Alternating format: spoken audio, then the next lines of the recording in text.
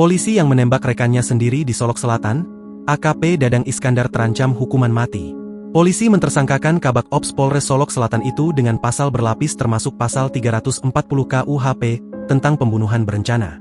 Hal itu diungkapkan oleh Dirkrimum Polda Sumbar Kombes Pol Andri Kurniawan dalam konferensi pers seperti dimuat Tribun Padang pada Sabtu, 23 November 2024. Andri mengatakan bahwa pihaknya telah membentuk tim khusus untuk kasus penembakan AKP Rianto. Pihaknya juga sudah memeriksa beberapa saksi dan mengumpulkan barang bukti.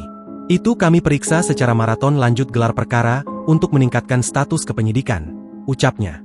Dari pemeriksaan tersebut, kata Andri, pihaknya telah menetapkan Dadang Iskandar sebagai tersangka. Polisi juga menerapkan pasal berlapis dalam kasus penembakan terhadap Kasat Reskrim Polres Solok Selatan, AKP Rianto Ulil Ansyar. Polisi menjerat AKP Dadang Iskandar dengan pasal 340 KUHP tentang pembunuhan berencana dan subsidiar 338 KUHP, serta subsidiar 351 KUHP.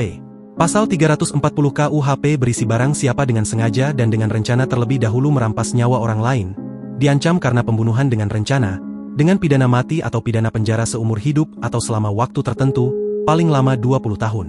Hingga kini pemeriksaan tetap berlanjut dan kami lakukan pendalaman dan pemeriksaan ahli lainnya untuk memperkuat kasus ini, jelasnya. Sebagai informasi, tragedi polisi tembak polisi itu menimpa Kasat Reskrim Polres Solok Selatan, AKP Rianto Ulil Ansyar yang tewas ditembak oleh Kabak Ops, AKP Dadang Iskandar.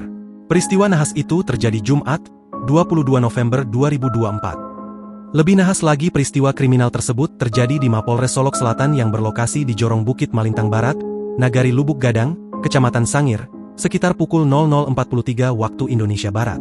Download Tribun X sekarang, menghadirkan lokal menjadi Indonesia.